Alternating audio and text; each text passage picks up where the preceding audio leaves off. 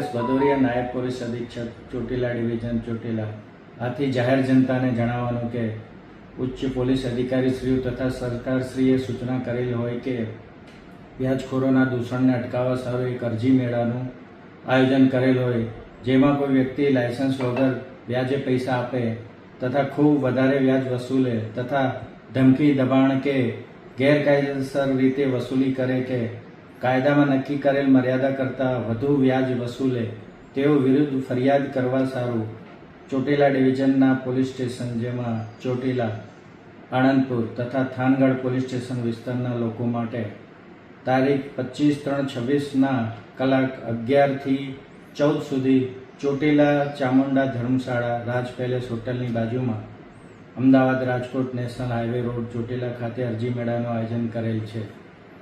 અને આ અરજી મેળામાં અલગ અલગ બેંકના અધિકારી કર્મચારીઓ લોન અંગે જરૂરી માર્ગદર્શન આપવા સારું હાજર રહેનાર છે.